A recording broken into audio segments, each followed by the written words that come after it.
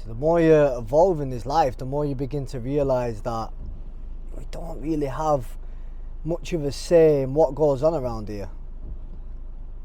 Not much of what we do is actually dependent on our thoughts and actions. We believe it is, our monkey mind, but if you're looking at the grand tapestry of life, or looking at the totality of it all, you've got to surrender it all to God. You're not actually doing anything. It's all being done for you. And there is a higher power orchestrating all of this. This is God's play. The script has already been written.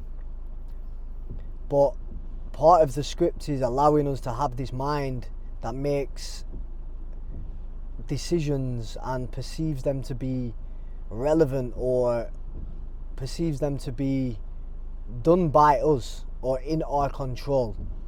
It's very, very hard to grasp, but when I zoom out to a certain extent, I realise, or at least I can see, I haven't actually done any of this. This has all been done for me. It's like I can see the decisions are being made, but I can also see the decisions being made.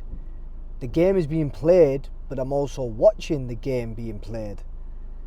And that's when you go into that observer mode and you realise, like, hold on a minute, yeah, I'm making these decisions, but these decisions are also already made for me. Everything's already written. And if time is only a construct of the mind, and time is actually just an illusion that's being projected through our five senses, or only perceived on this reality, and everything is existing simultaneously, this is going to blow your socks off, then I've lived and died simultaneously. The only thing what's actually experiencing time is that my mind is chopping up perceived time in these little frames per second throughout my life, and I'm perceiving my life as I am experiencing it now, but it's already exist and already happened simultaneously. It's all happening all at once. I'm just experiencing it like this. So all the decisions have already been made.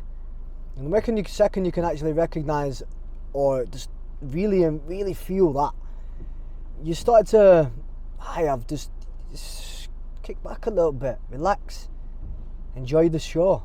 If you're not in control of your actions and behaviours, and what goes on in this world is completely out of our grasp or completely out of our power, what's all the hurry about? What's all the stress about? What we're running towards, what we're running away from. Got to surrender it all to God, and it's easier said than done. I mean, I've been to hell and back to get myself to this position, to be able to voice this to you now on the camera, to understand it at this depth and see it at this level. But you can just relax, take a seat, kick back, enjoy the show, get your popcorn out, enjoy this. The fact that we get to experience the totality of it all, the positives, the negatives, the high states, the low states, we experience it all through life. Every single last bit of it, it's fruitful and it is rich and indulgent. But you've got to allow yourself to experience it like that. So if you can take a step back and begin to be the observer, see that you are making decisions, but the decisions are already made for you, it just takes the weight and takes the pressure out of life that you need to be doing something or being anywhere other than where you are right now. This is the only place you need to be, right here, right now. And the more present and rooted you can be in your current reality, the more things will just flow, the more God will channel through you, the more your creative spark and your divine essence will flow through you naturally, without you putting these limitations and blocks. So yeah, it's fate, but it's also, that's like the non-dualistic way of looking at things. So it's like, that doesn't mean you just sit back, relax, get complacent. Of course, you've still got to engage in this reality as we see it, but just surrender the vastness and the totality and the destiny and how it's all going to pan out. Let go of that, but still engage, still cooperate, still work with this energy and this divine current that is flowing and channeling through you.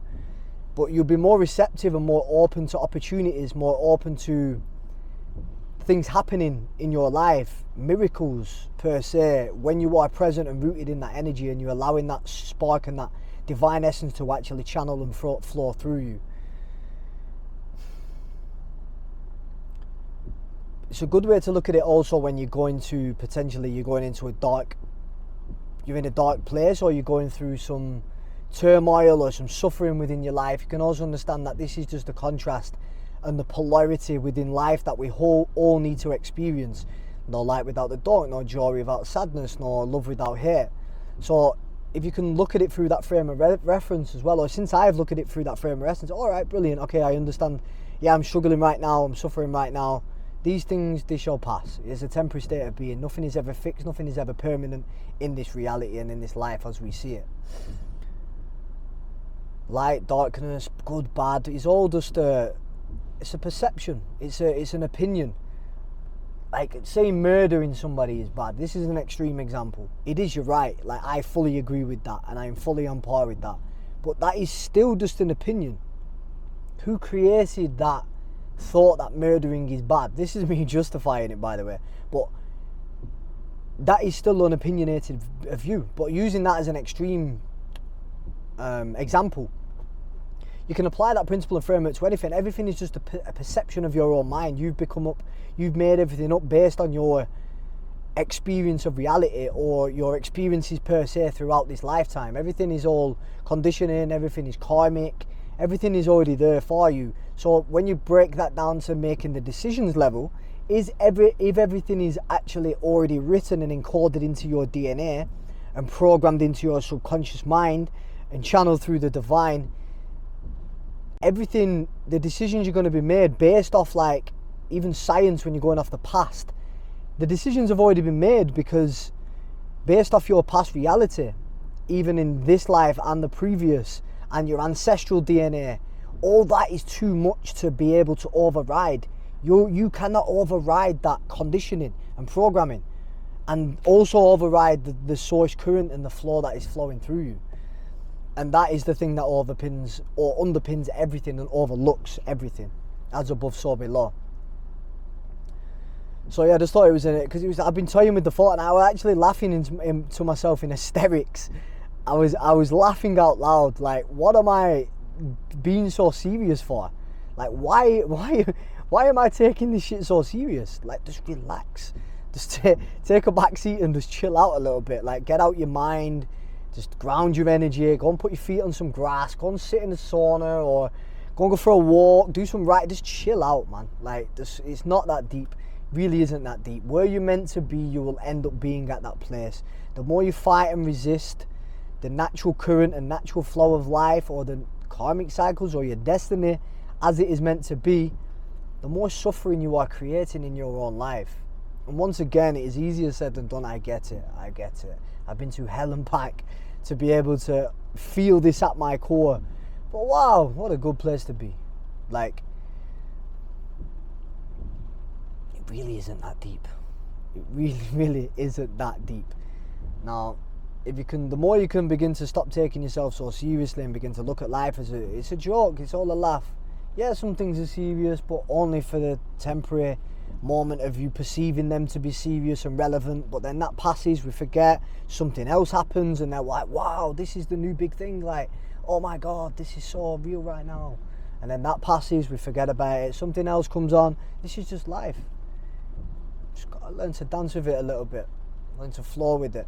Be like water, my friend, like Bruce Lee said. So yeah, just about to go and pop in the gym. Because it was coming by me, I was in hysterics driving down the motorway on the way to the gym, laughing my head off at myself, like thinking, what are you doing, bro? Like, chill out. Like, come on, get out your mind. It's not that deep. Like, we're just getting in that mindset of like, no, I need to be doing this now. Like, it's from scrolling through. So you literally do a few flicks on social media. It just implements into your mind, I'm not doing enough, I am falling behind. It's so toxic. But it's not the reality. You're just basing your current circumstances off somebody else's ideal or perfect reality, which isn't that isn't the truth. Anyway, I don't go too much on that. But yeah, I went down the rabbit hole a little bit, and then I was able to catch myself and like, I can see what's going on here. No, pull it back.